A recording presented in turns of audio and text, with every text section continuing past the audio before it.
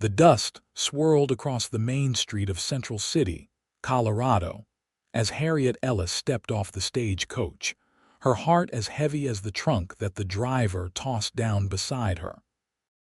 The year was 1876, and the mining boomtown stood as a testament to humanity's greed for gold and silver, a place where fortunes were made and lost daily, where men outnumbered women 20-1, and where Harriet had come to escape a past that haunted her every waking moment. "Welcome to Central City, miss," the stagecoach driver said, tipping his hat. "Watch yourself here. Town's got more saloons than churches, if you catch my meaning." Harriet nodded, clutching her small handbag closer to her chest. At 22, she was neither naive nor experienced in the ways of the West, but she was determined. Her cousin's letter had promised work at the town's only reputable hotel, and after the scandal back in Boston, any honest work would do. "I'll be fine, thank you," she replied, her voice barely audible above the cacophony of hammering from the nearby construction and the piano music drifting from the Golden Nugget Saloon. As she stood there, uncertain of her next move, a man stumbled out of the saloon, clearly intoxicated despite the early hour. His bleary eyes settled on her, and a lopsided grin spread across his unshaven face. "Well, looky here," he slurred, staggering toward her. "Fresh meat for the wolves." Harriet stepped back, nearly tripping over her trunk when suddenly a tall figure materialized between her and the drunk. "That's enough, Peterson," the newcomer said, his voice low but carrying an undeniable authority. "Go sleep it off before you say something you'll regret." The drunk named Peterson squinted up at the taller man, seemed to recognize him, and mumbled something before shuffling away. Harriet's protector turned to face her, and she found herself looking up into the most startlingly blue eyes she had ever seen. "Roy Ingram," he introduced himself, touching the brim of his worn Stetson. "Town marshal, you must be Harriet Ellis. Martha's been expecting you." Harriet blinked in surprise. "How did you, small town," he explained with a slight smile that transformed his weathered face. "Martha owns the hotel. She's been talking about her Boston cousin coming to work for her for weeks now." Roy Ingram was not what Harriet expected of a Western lawman.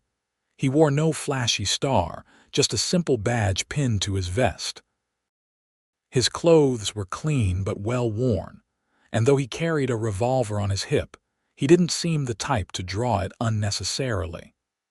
Most surprising of all was the intelligence in those blue eyes, a thoughtfulness she hadn't anticipated.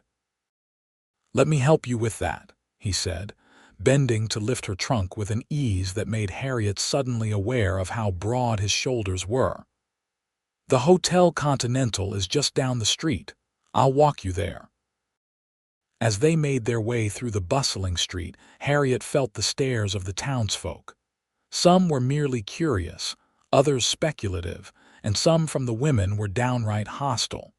She lowered her eyes, focusing on the dusty boardwalk beneath her feet. "Don't mind them," Roy said quietly. "New faces are cause for gossip, especially pretty ones." Harriet nearly stumbled at his casual compliment. No one had called her pretty since before. "You're kind to say so, Marshal," she murmured, "but we both know flattery is unnecessary." Roy glanced at her, his brow furrowing slightly, but said nothing more as they reached the hotel's entrance. It was a 3-story building, modest by Eastern standards but grand for a mining town. The sign above the door proclaimed Hotel Continental Respectable Accommodations in gold lettering that had begun to peel at the edges. The door swung open before they reached it, and a robust woman with graying hair swept back in a practical bun bustled out. "Harriet, at last!" Martha Ellis exclaimed, enfolding her much younger cousin in a warm embrace. "I was beginning to think the stagecoach had been waylaid by road agents." "Hello, Martha," Harriet said, returning the hug with genuine affection. Her cousin's letters had been her lifeline during the dark days following the scandal.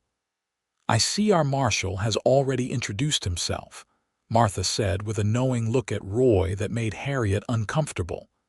"Just doing my duty, Mrs. Ellis," Roy said, setting down the trunk. "Making sure our newest citizen arrives safely." "And we appreciate it, don't we, Harriet?" Martha said with another meaningful glance. "Yes, thank you, Marshal Ingram," Harriet said formally, avoiding his gaze. Roy tipped his hat again. "My pleasure, Miss Ellis. If you need anything, my office is just down the street, across from the bank."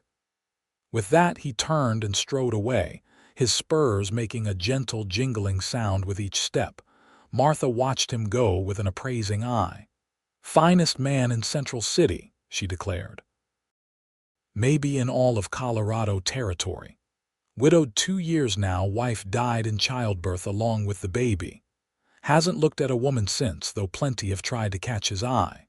"Martha, please," Harriet protested, feeling her cheeks warm.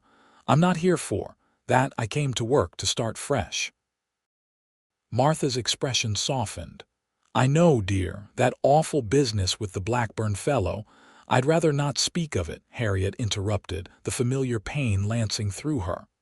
"Ever." "Of course," Martha agreed, though Harriet could see the curiosity burning in her eyes. "Come inside. You must be exhausted. I've prepared the small room at the back of the second floor for you. It's not grand, but it's private." Harriet followed her cousin into the hotel, which was blessedly cool after the heat of the street. The lobby was modestly furnished but clean, with a polished reception desk and several chairs for guests. A grandfather clock ticked solemnly in the corner, and the faint smell of beeswax polish hung in the air. "Your duties will be simple enough," Martha explained as they climbed the stairs. "You'll help me keep the books, manage the front desk when I'm busy, and assist with serving breakfast to the guests. We're not fancy like those Eastern hotels, but we pride ourselves on cleanliness and good, plain cooking." Harriet nodded, grateful for the work and for her cousin's generosity in taking her in without asking too many questions. Boston seemed a world away from this dusty, raw town where men wore guns as casually as they wore hats and women were scarce enough to be noteworthy. The room, when Martha showed it to her, was indeed small but neat, with a narrow bed, a washstand, a small writing desk, and a window overlooking the back alley. It was more privacy than Harriet had expected, and she felt a surge of gratitude. "Thank you, Martha," she said sincerely. "For everything." Martha patted her hand.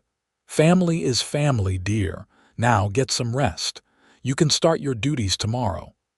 Left alone, Harriet sat on the edge of the bed, allowing herself to feel the full weight of her exhaustion. The journey had been long and uncomfortable, but it was nothing compared to the emotional journey of the past months. As she unpacked her meager belongings, she came across the small hand mirror at the bottom of her bag. Without thinking, she raised it to her face, then immediately wished she hadn't.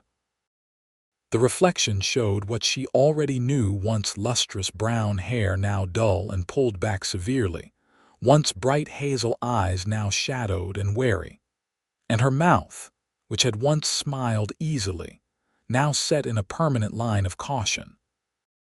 The scar along her jawline, though faded, was still visible, a permanent reminder of Richard Blackburn's rage when she had refused his advances. She put the mirror away quickly, tears stinging her eyes. "I'm here to work, not to catch a husband," she reminded herself firmly. "And certainly not to catch the eye of the town marshal." But as she lay down to rest, those startling blue eyes followed her into her dreams.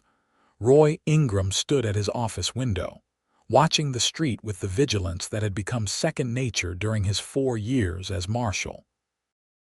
Central City had grown rapidly since the gold strike, bringing with it the usual problems: claim disputes, drunken brawls, and the occasional more serious crime.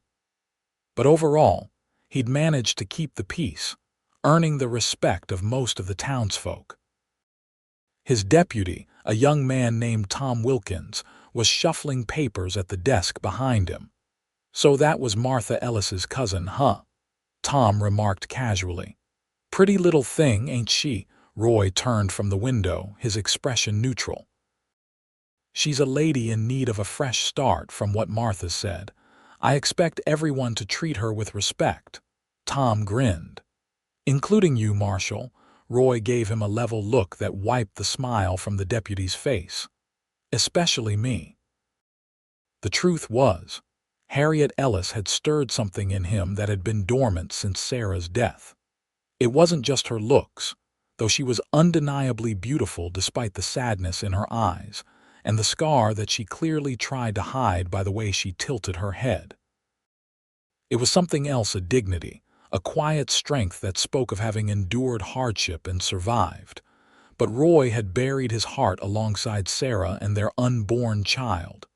He had his work, his small house at the edge of town, and the occasional dinner with friends. It was enough. It had to be. "I'll be making my evening rounds," he told Tom, settling his hat firmly on his head. "Try not to burn the place down while I'm gone." The evening air had cooled slightly, bringing relief from the day's heat. Roy walked his usual circuit, nodding to familiar faces, checking that the businesses were secure as they closed for the night. Central City never truly slept. The mines operated around the clock, and the saloons served the miners coming off their shifts at all hours, but there was a rhythm to it that Roy had come to appreciate. His steps took him past the Hotel Continental, and he slowed, noting the light still burning in the back second-floor window. Martha had mentioned that would be Harriet's room. Was she still awake, or had she simply fallen asleep without extinguishing the lamp? The thought of her alone in a strange town, perhaps afraid, perhaps lonely, tugged at him in a way he hadn't expected. "Get a grip, Ingram," he muttered to himself, continuing on his way. "She's just another new arrival, nothing more." But even as he completed his rounds and headed home to his empty house, Roy knew he was lying to himself. There was something about Harriet Ellis that had reached through the careful armor he'd built around himself and touched the man beneath. The next morning dawned clear and bright, with the kind of sky that made the mountains around Central City seem close enough to touch. Harriet woke early, having slept better than she had in months despite the unfamiliar surroundings. She dressed carefully in one of her 3 serviceable dresses, this one a dark blue with white piping at the collar and cuffs, and arranged her hair in a simple knot at the nape of her neck. The mirror showed the same face as yesterday, but somehow the western light seemed kinder, softening the shadows under her eyes and giving a touch of color to her pale cheeks. The scar was still there, of course, a fine white line along the left side of her jaw, but perhaps it was less noticeable than she feared. Martha was already bustling about the kitchen when Harriet came downstairs, directing a young girl who was setting plates on a long table. "Ah, Harriet." "Good morning," Martha greeted her. "This is Lily, our kitchen helper. Lily, this is my cousin, Miss Ellis, who will be helping with the front desk and accounts." Lily, who couldn't have been more than 16, bobbed a quick curtsy. "Pleased to meet you, Miss Ellis." "And you, Lily," Harriet replied with a smile. "We serve breakfast from 6 to 8, Martha explained, handing Harriet an apron. "Most of our guests are businessmen or travelers passing through. We have 8 rooms, all currently occupied. Once breakfast is over, I'll show you the books and the reservation system." The morning passed in a blur of activity. Harriet helped serve the breakfast hearty fare of eggs, bacon, biscuits, and coffee, then learned the hotel's booking system, which was simpler than she had expected but required meticulous record-keeping. By midday, she felt reasonably confident that she could handle the front desk on her own. You're a quick study, Martha approved. I knew those years at that fancy girls' school would be good for something. Harriet smiled wryly. I'm not sure Miss Prentice's Academy for Young Ladies had this particular future in mind for its students. Probably not, Martha agreed. But life takes unexpected turns, doesn't it? Now, I need to go to the mercantile for supplies. Can you manage for an hour? Of course, Harriet assured her, secretly pleased at the show of confidence. Alone at the desk, Harriet took the opportunity to study her new surroundings more carefully. The Hotel Continental's lobby was designed to provide a comfortable but not lavish welcome. Several armchairs were arranged near the windows. A small writing desk was positioned in one corner for guests' correspondence, and landscape paintings of the Rocky Mountains adorned the walls. It was a respectable establishment, just as the sign promised. The bell above the door jingled, and Harriet looked up, expecting to see Martha returning or perhaps a guest. Instead, Marshal Roy Ingram stood in the doorway, his tall frame momentarily blocking the sunlight. "Good afternoon, Miss Ellis," he said, removing his hat as he approached the desk. "I trust you're settling in well." Harriet straightened, conscious of her appearance in a way that irritated her. "Yes, thank you, Marshal. Central City seems lively." A small smile touched his lips. "That's one way to put it. It's a mining town with all that entails, but there are good people here. Decent folks trying to build something lasting. Like yourself." The words slipped out before she could stop them. His smile widened slightly, transforming his face. "I try to be on the side of order rather than chaos, yes. Though some days that's easier than others." There was a moment of silence, not exactly uncomfortable but charged with something Harriet couldn't or wouldn't name. Roy cleared his throat. "Actually, I came to invite you to the town social this Saturday. Martha mentioned you might not be aware of it, and as the town's lawman, I try to make newcomers feel welcome." Harriet's pulse quickened, though she told herself it was merely surprise at the invitation. A social. "Nothing too fancy," he assured her. "Just a gathering at the schoolhouse. There's music, dancing, food. Most of the town turns out. It's a chance to meet people in a safer setting than, say, the Golden Nugget." His eyes twinkled at that. Harriet hesitated. The thought of being the center of attention, of the curious stares and inevitable questions, made her stomach tighten. Yet the genuine kindness in Roy's expression made it hard to refuse outright. "I'm not sure she began. "Think about it," he interrupted gently. "No need to decide now. It starts at 7 if you change your mind." He settled his hat back on his head. "Good day, Miss Ellis." As he turned to leave, Harriet impulsively called after him. "Marshal," he paused, looking back at her. "Thank you," she said softly, "for the invitation, and for yesterday with that man." Roy nodded, his eyes holding hers for a moment longer than necessary. "Just doing my job, Miss Ellis, but you're welcome all the same." After he left, Harriet released a breath she hadn't realized she was holding. There was something about Roy Ingram that unsettled her, that made her feel seen in a way she hadn't since before the incident with Richard Blackburn. It was both exhilarating and terrifying. Martha returned shortly after, her arms full of parcels. "Was that Roy I saw leaving?"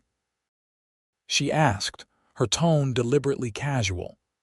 "He came to invite me to some kind of town social on Saturday," Harriet admitted, helping her cousin with the packages. Martha's face lit up. "Wonderful. The socials are delightful, truly. Good, clean fun, not like those rowdy dances at the saloons." "You must go." "I don't know, Martha. I'm not much for socializing these days." Martha's expression softened. "Harriet, whatever happened in Boston, and I respect your privacy on the matter, it's behind you now. This is a new start. Don't let the past rob you of simple pleasures." Harriet touched her scar absently, a habit she'd developed. "I'm not the same girl I was. I don't fit in at socials and dances anymore." "Nonsense," Martha said firmly. "You're a lovely young woman with her whole life ahead of her. And if a certain marshal has taken a personal interest in your attendance, well—" "It's not like that," Harriet protested. "He was just being polite. It's his job, as he pointed out." Martha raised an eyebrow but said nothing more, leaving Harriet to wonder if she was protesting too much. The days leading up to Saturday passed quickly as Harriet settled into her new routine.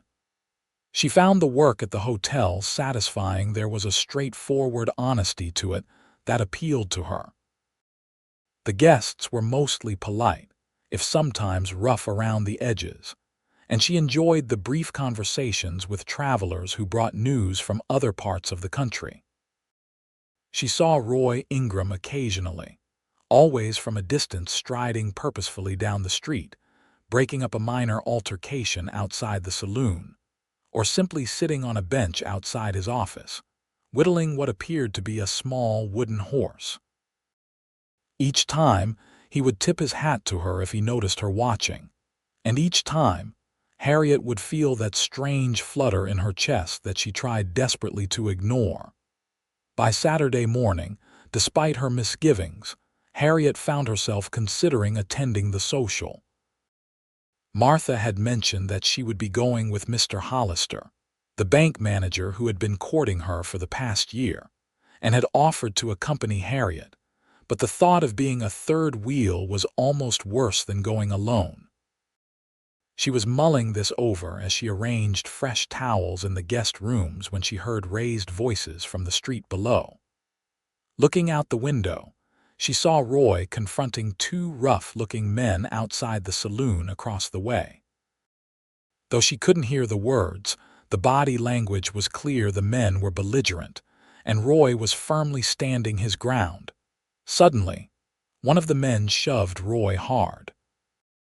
In a flash, Roy had the man's arm twisted behind his back, forcing him to his knees while somehow keeping an eye on the second man, who had taken a step back, hands raised in surrender. The whole encounter was over in minutes. Roy marched the first man toward the jail, while the second followed meekly behind. It was an impressive display of authority without unnecessary violence, and Harriet found herself admiring both Roy's restraint and his quiet competence. Perhaps, she thought, there was more to Central City and its marshal than she had initially believed. That evening, after considerable internal debate, Harriet put on her best dress, a simple but elegant green taffeta that brought out the flecks of gold in her hazel eyes. She arranged her hair more carefully than usual, allowing a few soft tendrils to frame her face while keeping the rest neatly pinned up. Martha's approval was effusive. "You look beautiful, my dear. Absolutely beautiful. Roy Ingram won't know what hit him." "Martha, please," Harriet protested, though she couldn't help the small smile that tugged at her lips. "I'm simply making an effort to be presentable for a community gathering." "Of course you are," Martha agreed with a knowing look. "And I'm simply pointing out that our marshal may appreciate your community spirit." They walked together to the schoolhouse, which had been transformed for the evening. Lanterns hung from the trees outside, casting a warm glow over the arriving townspeople. Inside, the desks had been pushed against the walls, creating a space for dancing. A small group of musicians was setting up in one corner: a fiddler, a banjo player, and an older gentleman with a harmonica. Harriet felt the stares as she entered and fought the urge to turn and flee. Martha's reassuring hand on her arm kept her moving forward, smiling politely as introductions were made. "You remember my cousin, Harriet Ellis, from Boston," Martha said repeatedly, as if Harriet's Eastern origins were a point of pride rather than a potential source of suspicion in this frontier town. Most of the responses were friendly enough, though Harriet noticed that the local women seemed to take her measure with a particularly critical eye. She supposed that was natural in a place where eligible women were scarce and newcomers represented potential competition. She was about to suggest to Martha that they find seats when the room seemed to hush slightly. Turning, Harriet saw Roy Ingram in the doorway, looking startlingly different out of his marshal's attire. He wore a clean white shirt, a dark vest, and trousers that, while not new, were well pressed. His hair, usually hidden beneath his hat, was neatly combed, revealing a rich brown with hints of copper in the lamplight. His eyes scanned the room, pausing when they found her. A slow smile spread across his face, and he made his way directly to where she stood. "Miss Ellis," he said, the warmth in his voice belying the formality of his address. "I'm pleased you decided to come." "It seemed rude to decline such a kind invitation," she replied, struggling to keep her voice steady. Up close, the intensity of his gaze was even more disconcerting. "Would you care to dance?" he asked, gesturing to where couples were beginning to gather as the musicians struck up a lively tune. Panic fluttered in Harriet's chest. "I'm afraid I'm not much of a dancer, Marshal." "Roy," he corrected gently. "Just Roy tonight. And I'm not asking for fancy ballroom steps, just a simple country dance. I promise not to let you fall." The sincerity in his eyes made refusal impossible. With a nod, Harriet placed her hand in his outstretched one, trying to ignore the warmth that spread up her arm at his touch. The dance was indeed simple, a circular pattern of steps, turns, and claps that Harriet found herself picking up quickly. Roy was a surprisingly graceful dancer for such a tall man, and his hand at her waist was steady and respectful, guiding rather than controlling her movements. "You're a natural," he said as they circled each other, their palms pressed together. "Hardly," she laughed, the sound surprising her. How long had it been since she had truly laughed? "But you're kind to say so." As the evening progressed, Harriet found herself relaxing, even enjoying the simple pleasure of the music, the movement, and yes, the company. Roy introduced her to people he thought she should know: the schoolteacher, Miss Winters, the town doctor and his wife, the editor of the local newspaper, all of whom treated her with a friendly respect that she attributed to Roy's obvious approval. During a break in the dancing, Roy fetched them both cups of punch, and they stepped outside to enjoy the cooler evening air. "Thank you," Harriet said quietly, looking up at the stars that seemed impossibly bright and close in the western sky. "For making me feel welcome. For all of it, really." Roy's expression was thoughtful as he studied her profile. "You know, when Martha first mentioned her Boston cousin was coming, I pictured someone very different." Harriet tensed slightly. "Oh, yes, I expected someone who would look down her nose at our little town, who would find us all terribly provincial and beneath her Eastern sensibilities. And instead you got damaged goods," Harriet said before she could stop herself, her hand automatically rising to touch her scar. Roy's brow furrowed. "That's not what I was going to say. Not at all." "It's all right, Marshal Roy," she corrected herself. "I know what I am, what I look like." "And what is that exactly?" he asked, his voice suddenly harder. "Because from where I'm standing, I see a brave woman who's traveled across the country alone to start a new life. I see someone who works hard, treats others with kindness, and yes, happens to be remarkably beautiful while doing all of it." Harriet stared at him, speechless. The sincerity in his eyes was unmistakable, but so was the rising anger, not at her, she realized, but at whoever or whatever had made her think so poorly of herself. "I'm not pretty enough," she said softly, the words that had echoed in her head since Richard Blackburn's attack finally finding voice. "Not anymore, not with this." She gestured to her scar. Roy shook his head, his expression fierce. "No, that's not true. That's never been true." The intensity of his disagreement took her aback. It was as if he was rejecting her self-assessment with every fiber of his being, refusing to allow her to diminish herself even in her own eyes. Impulsively, he reached up and gently, so gently, traced the line of her scar with his fingertips. "This doesn't define you, Harriet. It's just part of your story, not the whole of it." The tenderness of the gesture, combined with the use of her given name, made Harriet's eyes fill with tears. No one had touched her face, touched her scar, since the doctor who had stitched it closed. "You don't know what happened," she whispered, unable to look away from his face, which was now so close to hers. "I don't need to," he replied, his voice equally soft. "Not unless you want to tell me. What I know is what I see right now, a woman of courage and grace who deserves to be seen for who she truly is." A call from inside the schoolhouse broke the moment, someone looking for the marshal to settle a minor dispute. Roy dropped his hand reluctantly. "I should," he began. "Go," Harriet said, understanding. "It's your duty." He nodded, then hesitated. "May I call on you properly tomorrow, perhaps?" A flutter of something like hope stirred in Harriet's chest. "Yes," she said simply. "I'd like that." Roy's smile was brilliant as he turned to go, leaving Harriet with the lingering warmth of his touch and the bewildering possibility that perhaps, just perhaps, her new beginning might include more than she had dared to hope. The following morning, Harriet awoke with a curious lightness in her heart that she hadn't felt in months. The events of the previous evening played through her mind, the dancing, the conversations, and most of all, that moment with Roy under the stars when he had touched her scar with such tenderness.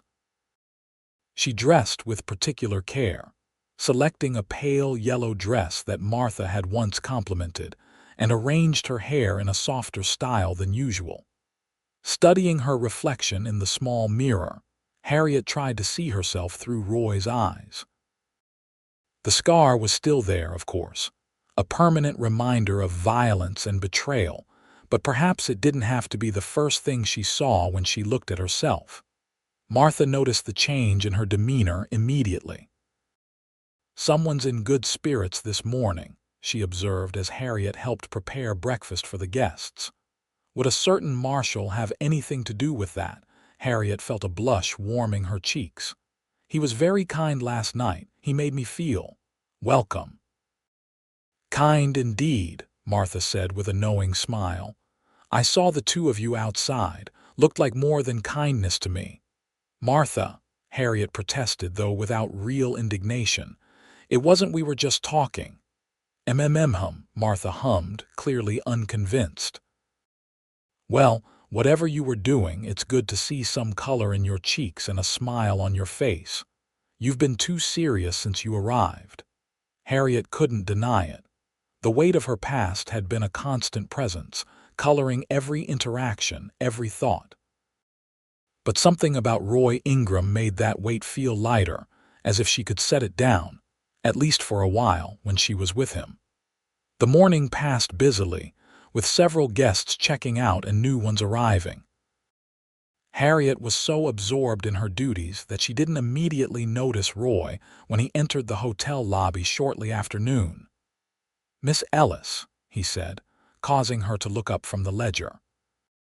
He stood before the desk, hat in hand, dressed once again in his marshal's attire, but with the addition of a string tie that suggested special effort had been made. "I hope I'm not disturbing you." "Not at all, Marshal," she replied, conscious of Martha's interested gaze from across the room. "How can I help you?" "I was wondering if you might be free to take a walk this afternoon," he said, his usual confidence giving way to a hint of uncertainty that Harriet found oddly endearing. "Around 3 o'clock, perhaps. I thought I might show you some of the town's more respectable sights." Harriet glanced at Martha, who nodded encouragingly. "I believe I can be spared at that time," she said, trying to keep her voice professional despite the quickening of her pulse. "Excellent," Roy said, his smile returning. "I'll call for you then." After he left, Martha descended on Harriet with barely contained excitement. "A proper courtship," she exclaimed. "I knew it. It's just a walk," Harriet protested, though her own heart was racing at the prospect. "He's simply being neighborly." Martha snorted in a most unladylike fashion. "Roy Ingram doesn't simply do anything. He's the most direct, honest man I've ever known. If he's asking to walk out with you, it's because he's interested in you, not because he's being neighborly." Harriet wanted to believe it, but years of caution and the fresh wounds of her recent past made hope a dangerous thing.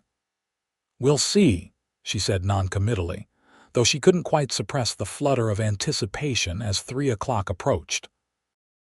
Roy arrived precisely on time, and Harriet was ready, having changed into her walking boots and donned a light shawl against the occasional mountain breeze. Martha, with a discretion that Harriet appreciated, made herself scarce after giving Roy a warm welcome. "Where are we going?" Harriet asked as they set off down the main street. "I thought I'd show you Prospector's Park first," Roy replied. "It's not grand like the parks you might be used to in Boston, but it's peaceful." The park turned out to be a small, grassy area at the edge of town, with a few benches and a magnificent view of the surrounding mountains. Despite its modest size, it was indeed peaceful, with wildflowers dotting the grass and a small stream running along one edge. "It's lovely," Harriet said sincerely as they settled on a bench. "Though I confess nature was never Boston's strong suit. The common is beautiful, but it's very managed." Roy smiled.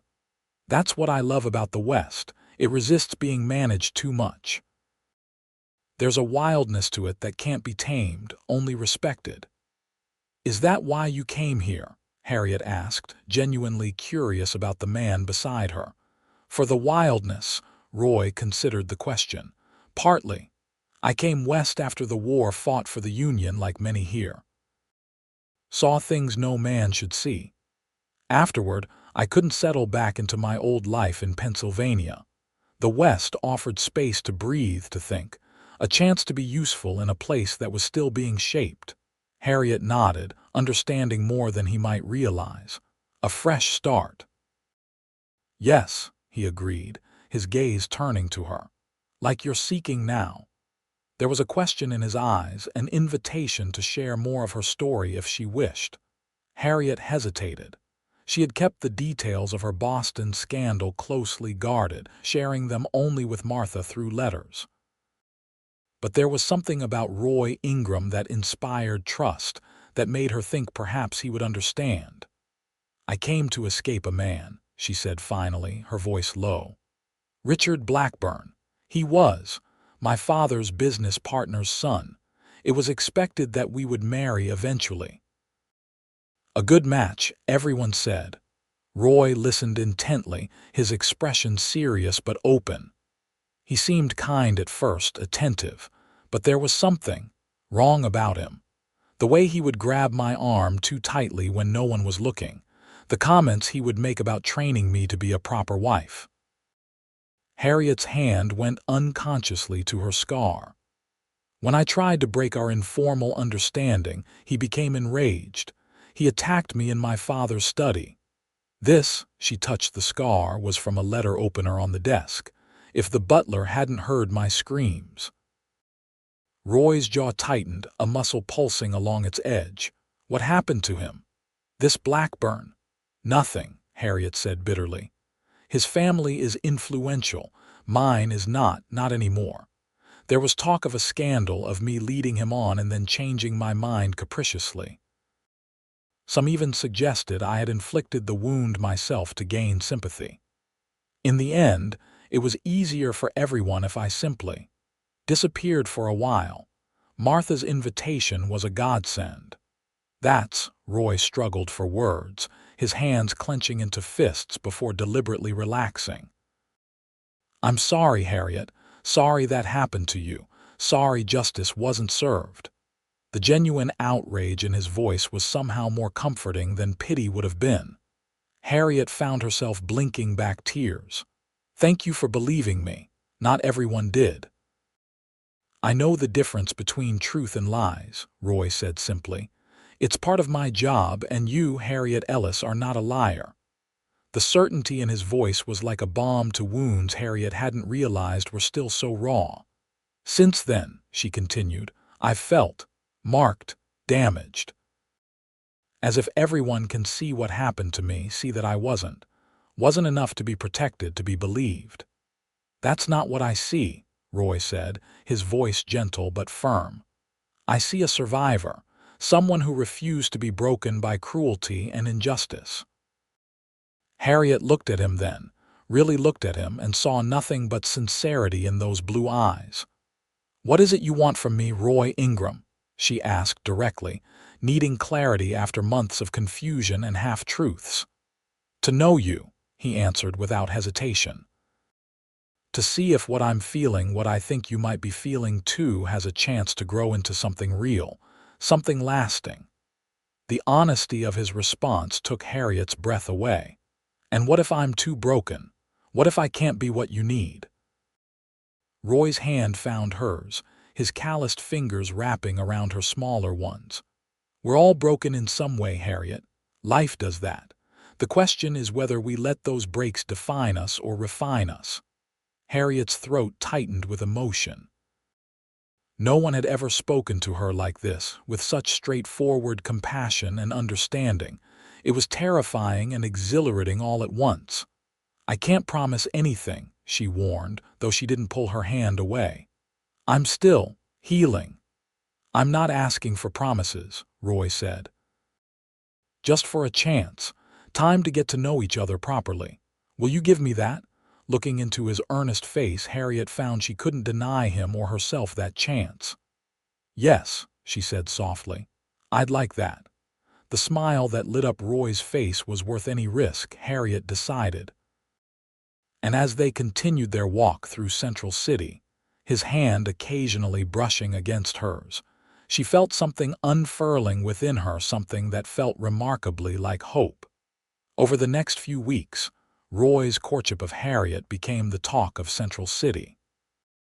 He called at the hotel regularly, sometimes just for brief conversations at the front desk, other times to escort her on walks or to town gatherings. Every Sunday, he accompanied her to church, sitting beside her in the small wooden building that served as the town's house of worship. For Harriet, each day brought a new discovery, not just about Central City and its inhabitants, but about Roy himself. She learned that he read voraciously, borrowing books from the small town library and discussing them thoughtfully. She discovered his dry sense of humor, which emerged when he was relaxed and comfortable. She came to appreciate his unfailing fairness, the way he treated everyone from the wealthiest mine owner to the poorest prospector with the same level of respect. And gradually, almost imperceptibly, the weight of her past began to lighten. She found herself smiling more easily, laughing more freely. The scar on her jaw, while still visible, ceased to be the first thing she thought of when she caught sight of her reflection. Martha watched this transformation with evident satisfaction. I knew Roy Ingram was just what you needed, she declared one evening as Harriet returned from a walk with the marshal. You're blooming, my dear, right before my eyes. Harriet couldn't deny it. There was a new vibrancy to her that she recognized in herself, a return of the spirit that Richard Blackburn had nearly extinguished. But with this renewal came fear as well. The more she came to care for Roy, the more vulnerable she felt. What if he changed his mind? What if, one day, he looked at her and saw only the damaged girl from Boston, not the woman she was becoming? These fears surfaced most strongly one evening in late July, when Roy invited her to dinner at the town's one respectable restaurant, an occasion that felt significant in its formality. Harriet wore her best dress for the occasion, a deep blue silk that Martha had helped her alter to better fit her slender frame. Roy, too, had made a special effort, wearing a suit that Harriet had never seen before and a fresh haircut that emphasized the strong line of his jaw. The restaurant, called simply the dining room, was attached to one of the more upscale saloons but maintained a separate entrance and atmosphere. White tablecloths and actual glass windows set it apart from most of the town's eating establishments. "You look beautiful tonight," Roy said as they were seated at a corner table. "Though you always do." Harriet smiled, accepting the compliment with more grace than she once would have. "Thank you. You're quite handsome yourself. I don't think I've seen you in a suit before." "Don't get much call for it as marshal," he admitted with a slight shrug. "Seems impractical for breaking up bar fights." "I should hope you're not planning to break up any fights tonight," Harriet teased, enjoying the way his eyes crinkled when he smiled. "No, madam. Tonight is strictly peaceful business." There was something in his tone that made Harriet's heart skip a beat. "What kind of business?" Roy seemed about to answer when the waiter approached to take their orders. The moment passed, but Harriet remained acutely aware of a certain tension in the air, a sense of anticipation that made her both nervous and excited. As they ate surprisingly good steaks with potatoes and fresh vegetables, they talked of everyday things. The upcoming town council election, the new school teacher's innovative teaching methods, the latest book Roy had borrowed from the library. But beneath the ordinary conversation, Harriet sensed that Roy was working his way towards something important. It wasn't until after dessert apple pie that almost rivaled Martha's that Roy finally spoke what was on his mind. "Harriet," he began, his voice taking on a serious tone that made her sit up straighter. "These past weeks have been— I don't have the words for what they've meant to me. Getting to know you, seeing you grow more comfortable here, watching you become more yourself with each passing day, it's been a privilege. For me as well," she said softly, her throat suddenly tight. "You've made Central City feel like home when I never thought I would feel at home anywhere again." Roy reached across the table, taking her hand in his. "I want to make it your home permanently. I want to make a home with you." Harriet's breath caught as she realized what he was saying. "I love you, Harriet Ellis," Roy continued, his blue eyes fixed on hers with an intensity that made her tremble. "I love your courage, your intelligence, your kindness. I love the way you furrow your brow when you're concentrating on the hotel ledgers. I love the sound of your laugh when you're truly amused. I even love the way you still sometimes touch your scar when you're unsure of yourself, though I hope one day you'll forget it's even there." Tears welled in Harriet's eyes, but they were tears of a kind she had never expected to shed again, tears of joy, of wonder. "Will you marry me, Harriet?" Roy asked, his voice steady despite the vulnerability in his eyes. "Will you build a life with me here in Central City?" For a moment, all the fears and doubts that had haunted Harriet since her arrival in Colorado surged to the surface. Could she truly leave her past behind? Could she trust this man, this feeling, this second chance? "I'm not," she began, the old refrain rising to her lips. "I'm not pretty enough, not whole enough for someone like you." Roy shook his head, his disagreement evident in every line of his face. "No," he said firmly. "That's not true. It never has been. You are everything I want, everything I need. Your scars visible and invisible, they are part of you, and I love all of you. Every part."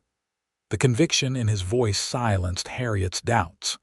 In his eyes, she saw only love, only certainty, only a future that suddenly seemed not just possible but inevitable.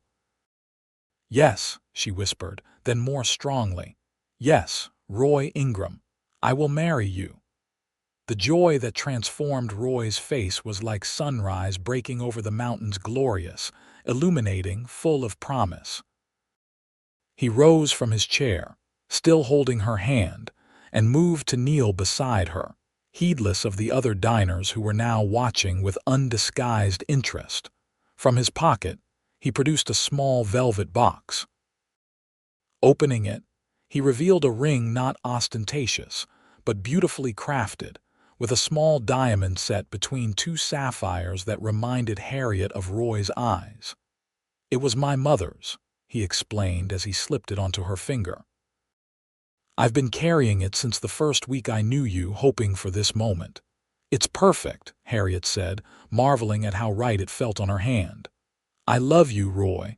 I think I have since you helped me with my trunk that first day." Roy laughed, a sound of pure happiness. "And I've loved you since you looked at me with those wary eyes and tried so hard not to let me see how scared you were. Brave from the very beginning." As he stood and pulled her gently to her feet, the other diners broke into applause. Harriet blushed, but the embarrassment was overwhelmed by the happiness welling within her. Roy's arm went around her waist, a protective, possessive gesture that made her feel cherished rather than constrained. Word of their engagement spread through Central City like wildfire. By the time they returned to the Hotel Continental, Martha was waiting in the lobby, her eyes bright with unshed tears of happiness. "He told me he was going to ask you tonight," she admitted, embracing Harriet tightly. "I've been on pins and needles all evening. You knew?" Harriet asked, though she wasn't really surprised. Martha seemed to know everything that happened in Central City. "Of course I knew. He came to me last week to ask for my blessing as your closest family. So proper, our marshal." Roy looked slightly abashed. "Seemed like the right thing to do." "It was," Martha assured him, patting his arm. "And of course I gave it gladly. I couldn't wish for a better match for my dear cousin."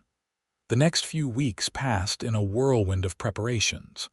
Martha insisted that they hold the wedding at the hotel where she could supervise every detail. The date was set for September 15, 1876, just over 2 months from Roy's proposal. A compromise between Martha's desire for a grand affair that would take months to arrange and the couple's eagerness to begin their life together. Harriet wrote to her parents in Boston, a letter that was difficult to compose but necessary. She explained her engagement in carefully chosen words, emphasizing Roy's position as town marshal and his respected standing in Central City. She did not ask for their approval. That bridge had been burned when they had chosen social standing over their daughter's well-being, but she did invite them to attend the wedding if they wished. Their reply, when it came, was coolly polite. They would not be able to attend due to her father's business commitments, but they sent their congratulations and a small check as a wedding gift. Harriet had expected nothing more, but the finality of their response still stung. "They're fools," Martha declared when Harriet showed her the letter. "To miss their only daughter's wedding over some ridiculous social embarrassment, it's unconscionable." "It's for the best," Harriet said, finding that she truly believed it. "This is my life now, my future. Central City is my home." Roy, when told of her parents' decision, simply held her close. "Their loss," he said quietly. "But I promise you, Harriet, you'll never lack for family again. You'll have me and Martha and this whole town that's already half in love with you." It was true, Harriet realized.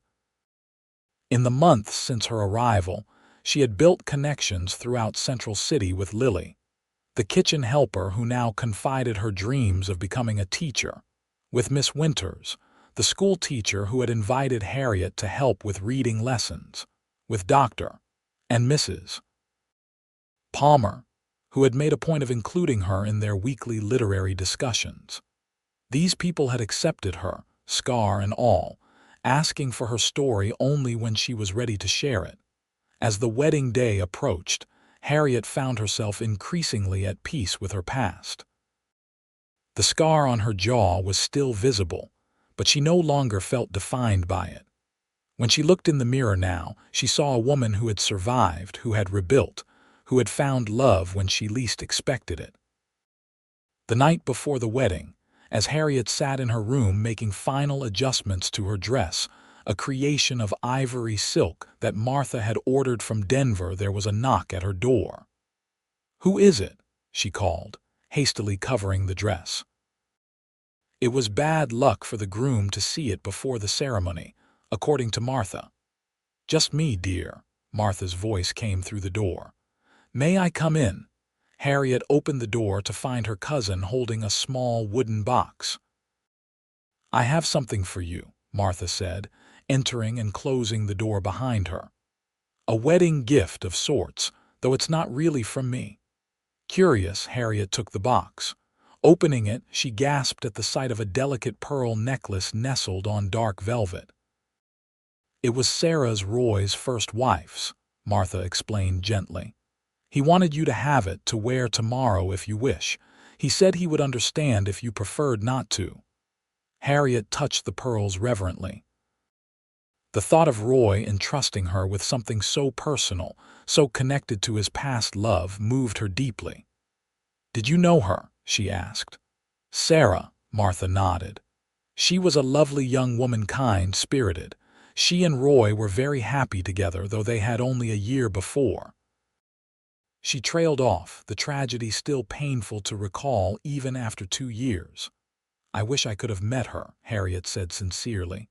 "I'm not trying to replace her, you know. I would never want to erase her from Roy's heart."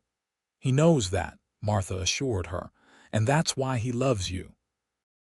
You understand that hearts can expand to hold more love without diminishing what came before." Harriet lifted the necklace from its box. "I would be honored to wear it tomorrow." Martha smiled, her eyes suspiciously bright. "Good. Roy will be pleased. Now get some sleep. Tomorrow is a big day." But sleep was elusive that night as Harriet contemplated the journey that had brought her to this moment, from the terrified young woman fleeing scandal in Boston to the bride-to-be of Central City's most respected citizen. If someone had told her 6 months ago that she would find not just safety but love in this rough mining town, she would have dismissed it as a cruel joke. Yet here she was, on the eve of her wedding, filled with a hope so profound, it almost frightened her. The morning of September 15 dawned clear and bright, as if nature itself approved of the union about to take place. Martha had closed the hotel to regular guests for the day, transforming the main floor into a wedding venue with flowers from Mrs. Palmer's garden and white ribbons festooning every available surface. Lily helped Harriet dress, her young face alight with excitement. "You look like an angel, Miss Ellis," she declared as she fastened the pearl necklace around Harriet's throat. "The marshal won't know what hit him." Harriet smiled at her reflection, hardly recognizing the radiant woman who looked back at her. The ivory silk dress complemented her fair skin, and Martha had arranged her hair in an elegant style adorned with small white flowers.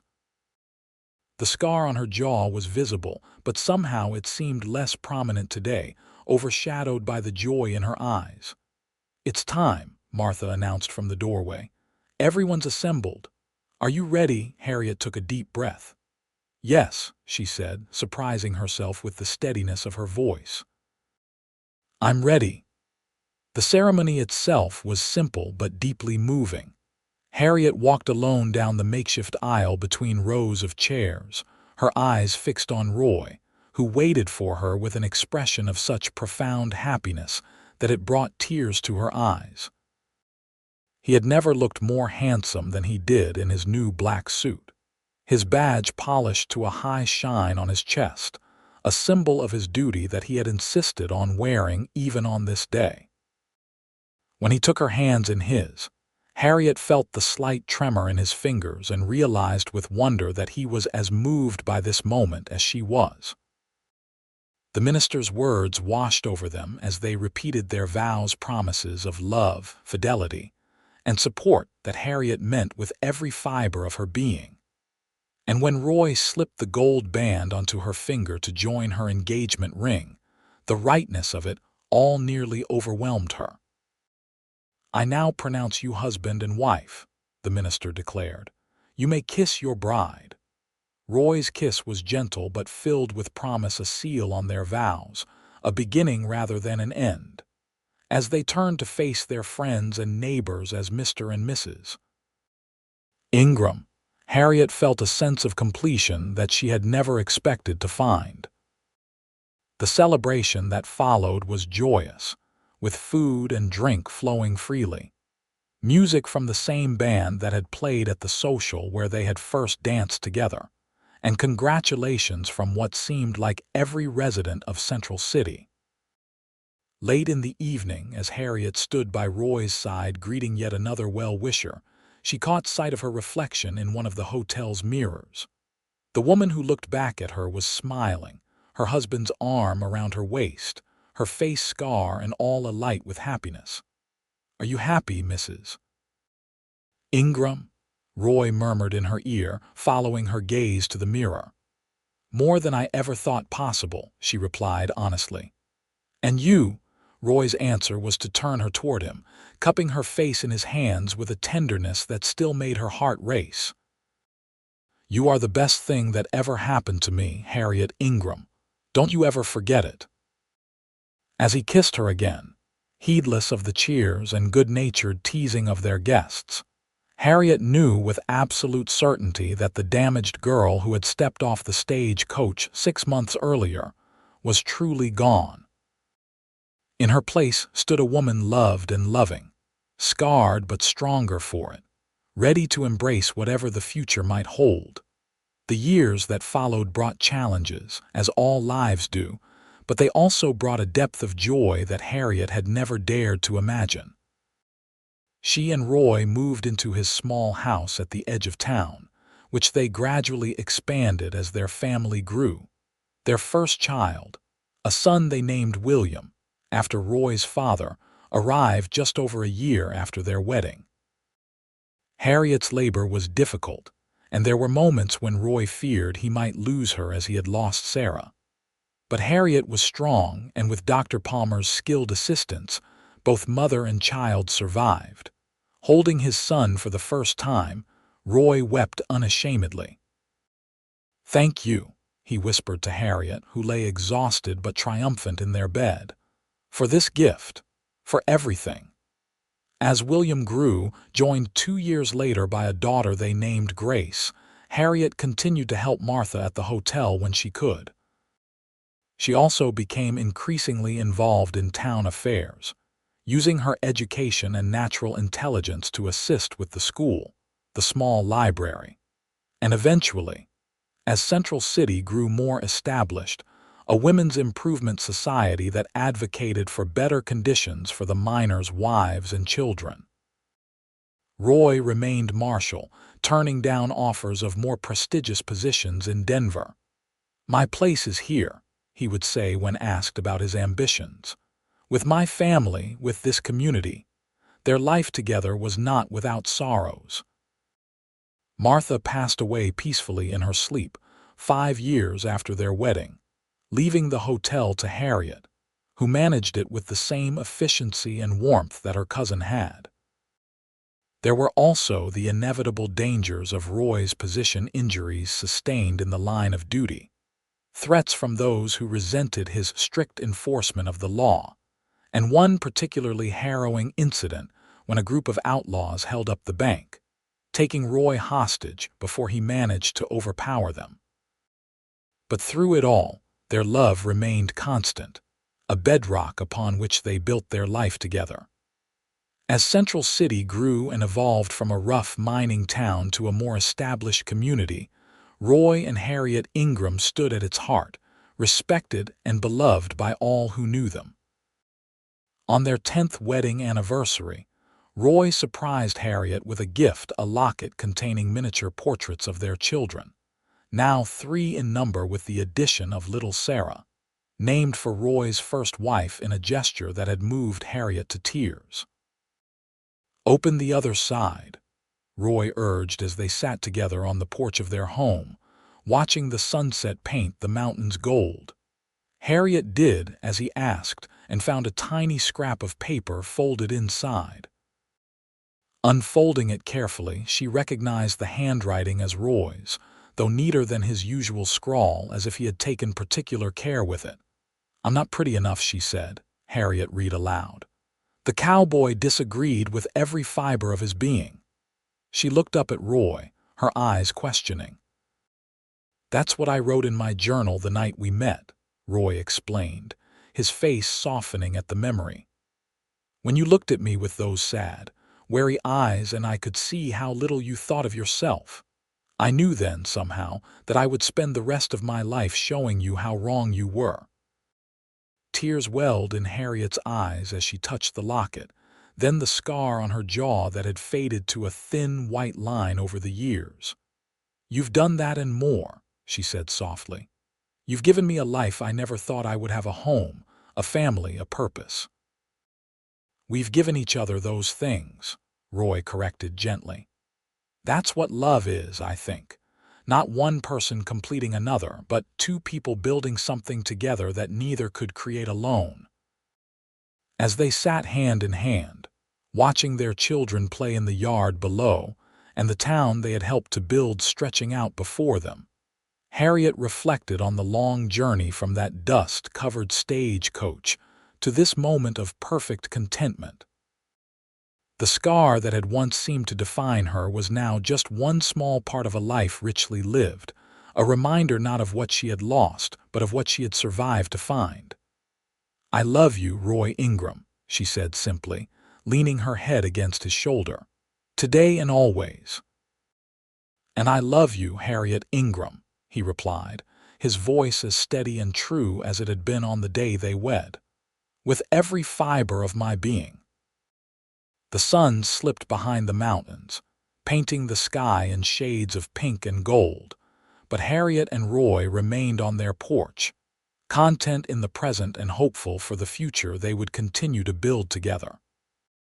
For in the end, it wasn't about being pretty enough or strong enough or perfect enough. It was about being loved, completely and without reservation, for exactly who you were.